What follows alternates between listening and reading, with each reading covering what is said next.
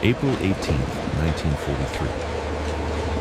The Pacific sky was vast, endless, and indifferent. Somewhere within that expanse, a secret mission was unfolding. A mission that would demand not only courage, but absolute precision, down to the very minute. The target was not a battleship, not an army, but a single man. Admiral Isoroku Yamamoto, the brilliant strategist of Japan's Navy, the architect of Pearl Harbor, the face of the Pacific War. His every move was believed to be untouchable, hidden behind unbreakable codes. Yet, in a dim, smoke-filled basement thousands of miles away, American cryptanalysts had broken through the silence. They held in their hands Yamamoto's exact itinerary, a map to his destiny. One mistake could waste it all. One strike, perfectly timed, could change the course of World War II. Pearl Harbor still lived in the hearts of Americans. The black smoke, the burning ships, the telegrams sent to grieving families, those wounds had not healed. And at the center of that memory stood one name: Isoroku Yamamoto. He was more than an admiral. He was the architect of the attack that had pulled the United States into war. For many Americans, he symbolized betrayal, arrogance, and the cruel cost of surprise. But war does not always turn on armies or fleets. Sometimes it turns in quiet rooms where men with pencils and patience study lines of meaningless numbers. In Honolulu, the men of Station Hypo had cracked Japan's most guarded code, JN-25. What they discovered was staggering. Yamamoto's personal schedule down to the exact hour. He would be flying from Rabaul to Bougainville, accompanied by only a handful of escort fighters.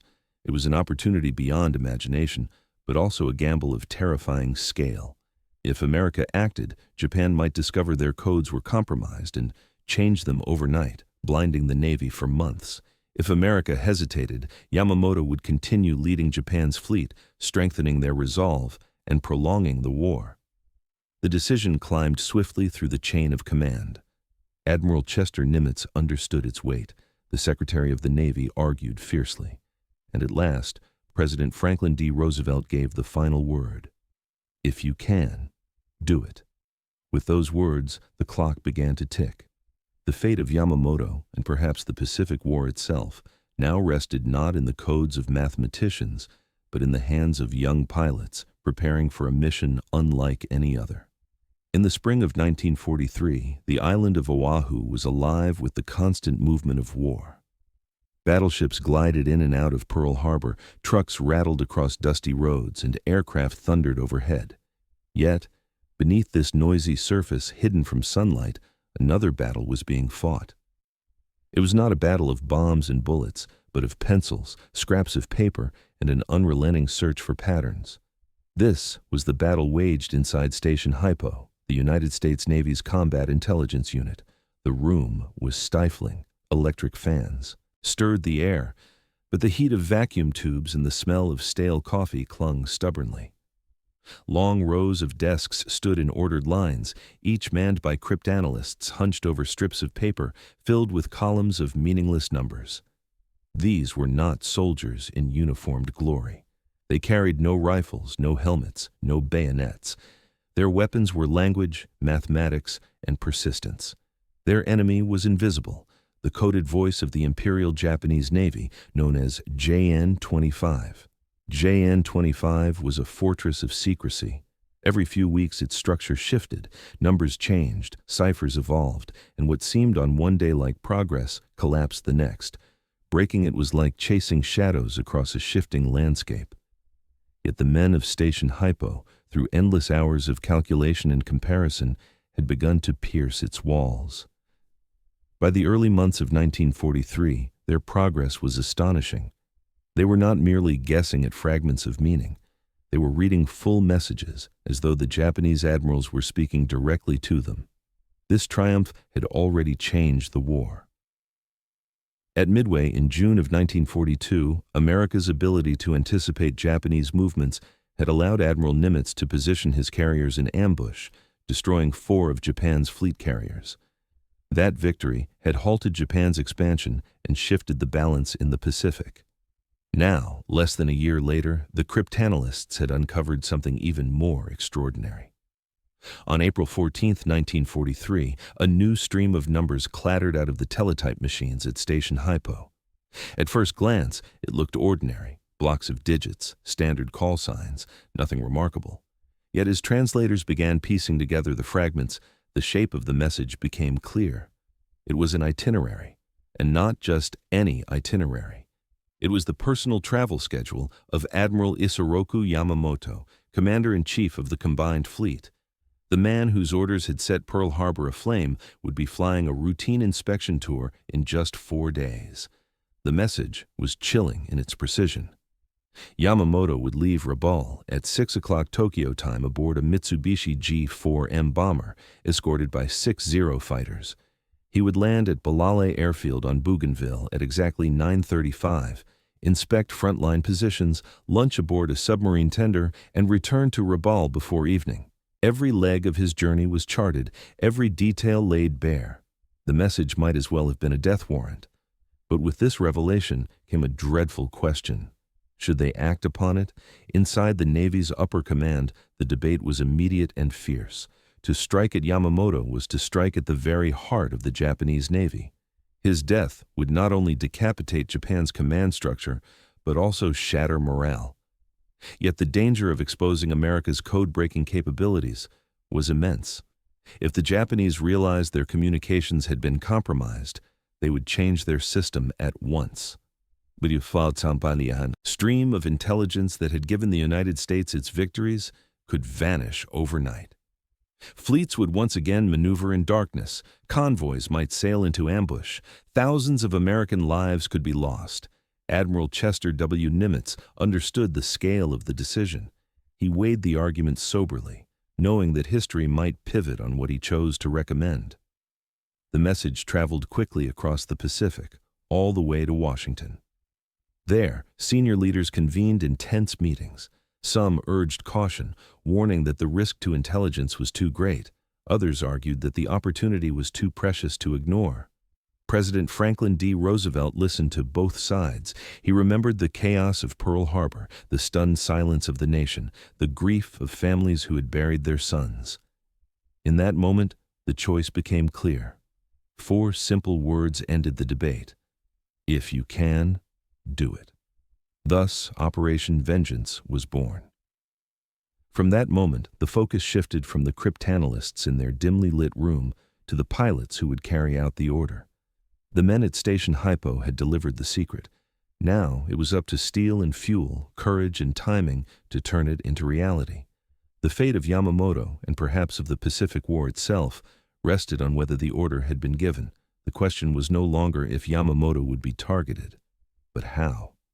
The challenge was staggering. Yamamoto's inspection tour would take him deep into Japanese-held territory, more than 400 miles from the nearest American base at Guadalcanal.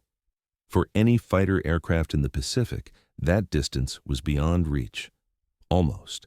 There was one exception, the Lockheed P-38 Lightning. Unlike other American fighters, the P-38 was built with twin engines, twin tails, and a reputation for range that no other plane could match. With long drop tanks fitted under its wings, the Lightning could fly more than 1,000 miles without refueling. It was fast, heavily armed, and, critically, the only aircraft that could make the round trip to intercept Yamamoto. Without it, Operation Vengeance would never have left the drawing board. The mission was assigned to the 339th Fighter Squadron, part of the 34th Fighter Group stationed at Henderson Field on Guadalcanal. The men were young, most of them in their 20s, hardened by brutal months of combat in the skies over the Solomon Islands.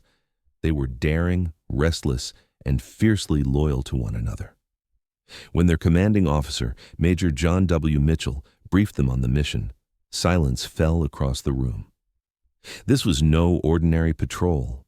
They were being asked to fly farther than any American fighter squadron had ever flown, to hunt the most powerful admiral in Japan's Navy, and to do it without support. Mitchell laid out the plan with precision. 18 P-38s would take off at dawn on April 18th. 16 would climb to intercept Yamamoto's fighter escorts. 2 would break away and dive straight at his bomber. To avoid detection, the entire formation would fly at an altitude of less than 50 feet above the ocean's surface, hugging the curvature of the Earth itself. They would maintain complete radio silence. Their course, drawn in a long arc across the Solomon Sea, was designed to keep them out of sight of Japanese radar and coastal observers. Every second mattered. Yamamoto was known for his punctuality. If the squadron arrived even a few minutes early, the Japanese might spot them and change course. If they were late, the admiral would already be on the ground. Mitchell calculated that they would have to intercept the bomber at exactly 9:35 in the morning as it descended toward Bougainville's Balal airfield. That meant navigating more than 400 miles of empty ocean with nothing but a compass, a map, and a stopwatch. For the pilots, the night before, the mission was heavy with tension. Lieutenant Rex Barber cleaned his goggles twice, polished the glass on his wristwatch, and studied the flight plan again and again. He was 24 years old, already a veteran, but he had never faced a mission like this. Captain Thomas Lanphier, his fellow pilot, traced the route on a map spread across his knee, silently calculating wind drift and fuel consumption. There would be no second chances. If they missed the interception point, they would not have the fuel to circle back and try again. At dawn, the engines of 18 Lightnings roared to life on the coral runway of Henderson Field. Ground crews gave final salutes as the planes lifted into the pale morning sky, each heavy with fuel. The Pacific stretched out before them, a glassy expanse of endless blue. For hours they flew low, so low that salt spray from the waves streaked across their canopies. Inside each cockpit, silence reigned. The radios were dead by necessity. Every pilot watched his instruments, adjusting for the faintest shift of wind. If they burned too much fuel, they would not return. If they strayed even slightly off course, they could miss Yamamoto's bomber by miles. It was a mission of endurance and patience as much as courage. 2 hours passed. The horizon never seemed to change. No islands, no ships, no landmarks, only sky and sea. The monotony pressed heavily on their minds, broken only by the constant ticking of their watches. Each man knew the mission had been timed to the second. If they were off by even a single minute, history's greatest opportunity might vanish into empty air. Somewhere across that horizon, Yamamoto was boarding his bomber. Known for his meticulous planning, he trusted the security of his codes, unaware that every detail of his flight was already in American hands. To him, it was a routine inspection, one of many he had made. He checked his watch, settled into his seat, and believed the day would pass as planned. He did not know that 18 American fighters were racing toward him, invisible beneath the curve of the earth. The Americans pressed on, straining their eyes against the glare. At 9:34, 1 minute before the appointed time, doubt crept into the formation. They should have seen something by now. A glint of sunlight, a speck on the horizon. Mitchell's chest tightened. Had they miscalculated? Was the mission lost? His hand hovered over the radio switch, ready to call it off. Then a voice cracked through the silence. Bogey, 10 o'clock high. Every head turned. There, against the rising sun, 2 bombers gleamed in the distance with a cluster of fighters circling above them. They were exactly where the Americans had predicted, exactly when they had predicted. The impossible calculations had worked. The trap was set. Mitchell gave the order calmly. Go get them. The formation broke apart. 16 Lightnings surged upward to meet the escorting Zeros. 4 others, led by Barber and Lanphier, peeled off to dive at the bombers. The moment of truth had arrived. The tension inside each cockpit was unbearable. Hours of flying just above the waves had numbed their legs and stiffened their arms, yet their minds remained sharp, alive with the thought of what lay ahead. Every glance at a fuel gauge brought a knot of worry. The long silver drop tanks beneath their wings sloshed with the last of their reserves. They knew that even if the mission succeeded, many of them might not return. For young men in their 20s, the burden was enormous. They had been raised in an America that still remembered the Great Depression, and many had never set foot outside their home states before the war. Now, they were flying into the heart of enemy territory, carrying the weight of Pearl Harbor on their shoulders. In whispered prayers, they thought of the sailors who had died in burning ships, of families waiting for news back home. of the hope that perhaps this single strike could shorten the war. Still, they kept flying low, trusting their commander, trusting the men back in Hawaii who had cracked the code, trusting that every calculation was true.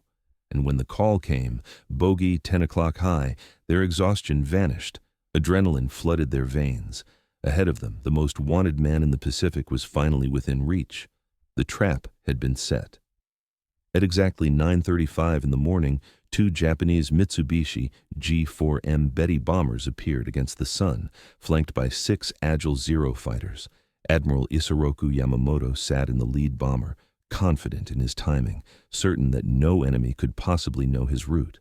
He had no idea that his every move had already been written into American flight plans thousands of miles away. As the American formation split, the sky erupted into chaos. 16 P-38s climbed to engage the escorting Zeros. Engines roared, machine guns rattled, and white tracer fire cut across the blue heavens. The Japanese fighters, caught by complete surprise, dove to intercept, but they were scattered and disorganized. They had not expected an ambush so far behind their own lines. The dogfight swirled in furious spirals, each plane twisting and rolling in desperate maneuvers.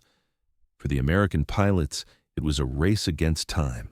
Hold off the Zeros long enough for the kill flight to strike. Meanwhile, 4 Lightnings broke away, arrowing directly toward the bombers. Lieutenant Rex Barber locked eyes on the lead plane. In his gun sight, the long fuselage of the Betty bomber filled the crosshairs. He steadied his hands, pressed the trigger, and streams of 50 caliber bullets and 20mm shells tore through the bomber's right engine. Flames erupted instantly. The engine exploded, sending shards of metal spiraling into the sky. Smoke poured from the wing, trailing black scars across the morning air.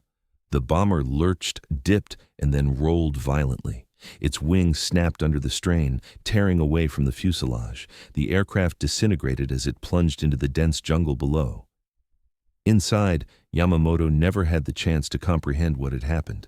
His fate was sealed in the very moment Barber's bullet struck home. Captain Thomas Lanfear, meanwhile, turned his guns on the second bomber carrying Yamamoto's chief of staff. His bursts ripped through its fuselage, setting it ablaze. The stricken plane veered wildly before plunging into the sea. In less than 10 minutes, the Japanese formation had been annihilated. Mitchell's voice crackled over the radio. Mission accomplished. Yet for the American pilots, the mission was far from over.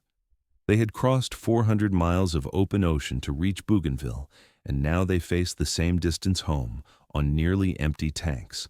One glance at his fuel gauge made Barber's stomach tighten. The needle hovered near 0. He adjusted his throttle, coaxing every drop from the engines. Around him, the formation stretched thin as pilots carefully nursed their planes back toward Guadalcanal. The journey was a battle of endurance. Some pilots began gliding in brief intervals, shutting down their engines to save fuel. Hours dragged on, the ocean below endless and indifferent. One P-38 fell behind, vanishing into the horizon. Another sputtered, its engines dying, forcing the pilot to crash land in the water. Rescue was uncertain, but most pressed on, grimly determined. At last, a dark line appeared on the horizon, Guadalcanal.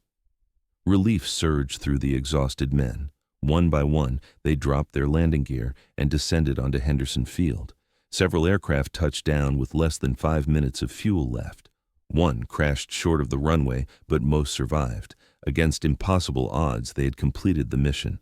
Back in Tokyo, however, disbelief and grief swept through the Imperial Navy. When Japanese search teams found the wreckage in the jungle, Yamamoto's body was discovered.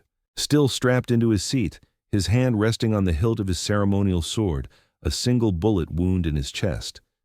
To his men, it was unthinkable. The admiral they revered as the embodiment of the Navy's spirit was gone. His death was kept secret for weeks as the high command scrambled for explanations. They could not bring themselves to admit the truth, that their most secure codes had been broken. Instead, they whispered of spies, of betrayal, of some hidden traitor. For the Americans, the victory was bittersweet. Operation Vengeance remained classified. The pilots who had risked everything were ordered into silence. No letters home could mention it. No public celebration was permitted. Even among themselves, they spoke cautiously, knowing that one careless word could reveal the truth to Japan. Their triumph was hidden in shadows, a secret chapter of the war. Yet the consequences of Yamamoto's death were enormous. He had been more than a commander. He had been the guiding force of Japan's navy, the strategist whose vision shaped every campaign. His successor, Admiral Minichi Koga, lacked both Yamamoto's charisma and his authority. Coordination between the Army and Navy, already fragile, broke down further. Japanese strategy shifted from bold offensives to cautious defenses. From that day forward, Japan's Navy reacted rather than dictated. The strike against Yamamoto was more than an act of vengeance. It was proof that modern war had changed. Victories would no longer be determined by the size of fleets alone, but by the mastery of information. A single intercepted message, decrypted by quiet men in a basement, had ended the career of Japan's greatest admiral. It was a lesson the world would never forget. The ambush had unfolded exactly as planned, yet nothing about it felt ordinary. For the men inside those cockpits, every second burned itself into memory. When Mitchell gave the order to break, the squadron fractured in a violent ballet. 16 Lightnings pulled up, engines screaming, to meet the escorting Zeros head-on. The Japanese fighters were swift and deadly, their pilots seasoned by years of combat over China and the Pacific. But on that morning, they were unprepared. They had been escorting Yamamoto on what they believed to be a routine flight, never expecting American fighters so deep inside their own skies. The first clash was ferocious. Tracers streaked across the heavens, crisscrossing like fiery threads. 1-0 Dove at full speed, its cannons spitting bursts that rattled across the wing of a Lightning. The American pilot yanked his control column, narrowly avoiding death, then swung behind his attacker. A short burst of his machine guns, and the Zero disintegrated in a plume of smoke and flame. Another American plane was hit moments later, its tail shredded. The pilot bailed out over the sea, his parachute opening like a fragile flower against the vast Pacific. Below this deadly dance, 4 P-38s raced for the bombers. Lieutenant Rex Barber's heart pounded as he locked onto Yamamoto's plane. He knew what was at stake. This was no ordinary target.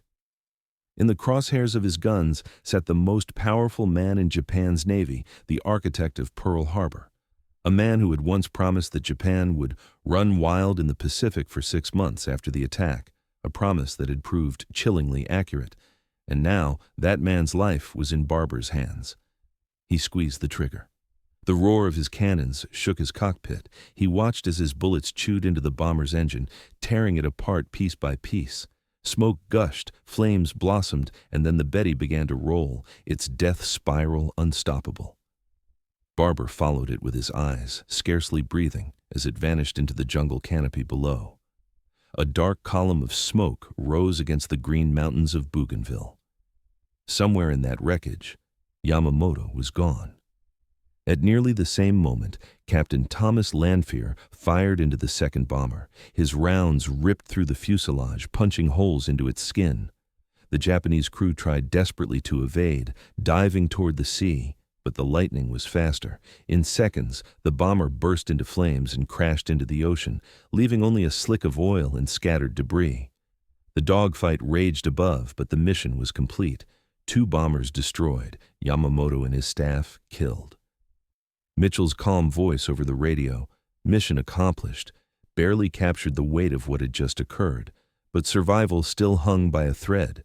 The P-38s had burned precious fuel in combat maneuvers. Their long flight home loomed ahead like a second battle. One by one, the pilots checked their gauges, each needle dipping dangerously low.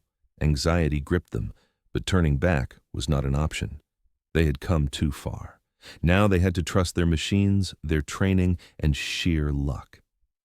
The return flight was grueling.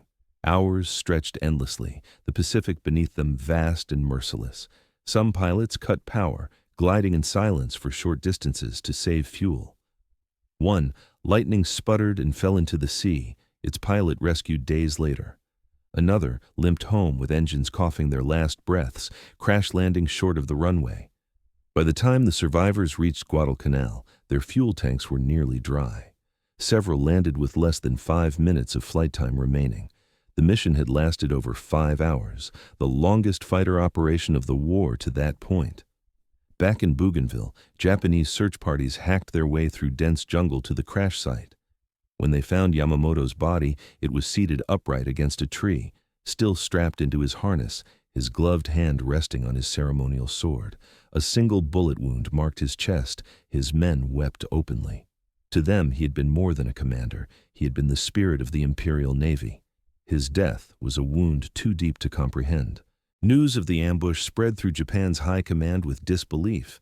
How could the Americans possibly have known Yamamoto's exact route and schedule? Investigators scoured every message, interrogated officers, searched for traitors. The truth that JN-25 had been broken was too humiliating, too catastrophic to accept. They convinced themselves instead that some spy must have leaked the information. For weeks, Yamamoto's death was kept secret from the public.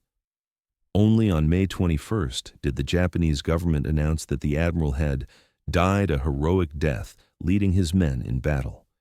His state funeral in Tokyo was attended by tens of thousands. The emperor himself honored him. Newspapers hailed him as a national father. Yet, behind the pageantry lay despair. The Navy had lost its greatest strategist. His successor, Admiral Minechi Koga, was competent but lacked Yamamoto's authority and vision. Japanese naval strategy began to falter, slipping from bold offensives into cautious defensive operations. In America, the victory remained cloaked in silence. Operation Vengeance was classified at the highest level. The pilots were forbidden to speak of it. They returned to their barracks quietly, carrying the weight of history but unable to share it with the world. Letters home were stripped of detail. Even among themselves, the men spoke little of it. Their triumph was buried under secrecy, just as the wreckage of Yamamoto's plane lay buried in the jungle. Decades later, controversy would cloud the mission. Both Barber and Lanfear claimed credit for firing the fatal shots that killed Yamamoto. Their rivalry grew bitter, dividing squadrons and friends. Only in the 1990s did the U.S. Air Force award shared credit, but even then, historians continued to debate the point. For the men who flew that day, the argument mattered less than the reality. Together, they had accomplished one of the most audacious missions of World War II. The assassination of Yamamoto proved something greater than vengeance. It proved that modern war was no longer fought solely with fleets and armies. It was fought with intelligence, with secrets, with the ability to read an enemy's intentions before they acted. A few men with pencils and paper had pulled a thread that unraveled Japan's strongest commander. A handful of pilots had followed that thread into the sky and cut it with gunfire. On that morning over Bougainville, the balance of the Pacific shifted. Japan had lost its serpent's head. The body still thrashed, but the war would never be the same. The news of Admiral Isoroku Yamamoto's death spread slowly, first through whispers in Tokyo's corridors of power, and then to the Japanese public under the veil of myth. The government claimed that their most celebrated admiral had died heroically, leading from the front. A grand funeral was arranged, attended by the emperor himself. Newspapers called him a father of the nation. His portrait hung in schools and offices, and children memorized his speeches as though they were scripture. Yet behind the banners and solemn processions, the truth could not be hidden forever. Japan had lost its most brilliant strategist, and with him, a guiding hand that had kept the Imperial Navy aggressive, coordinated, and feared. His successor, Admiral Minechi Koga, was capable but lacked Yamamoto's authority and charisma. Under his leadership, strategy grew timid. Coordination with the army, already fragile, deteriorated further. Japan's navy, once bold and unpredictable, became cautious, defensive, and reactive. For the first time since Pearl Harbor, the empire no longer dictated the tempo of war. It responded instead to America's growing momentum. The death of Yamamoto did not end the conflict, but it tilted the balance, and from that point onward, the initiative belonged to the United States. On the other side of the Pacific, the mood was very different. At Henderson Field, the exhausted pilots of the 339th Fighter Squadron returned one by one. Some landed with barely 5 minutes of fuel left in their tanks. Others crash-landed short of the runway. A few never came home at all, yet they had done what few believed possible.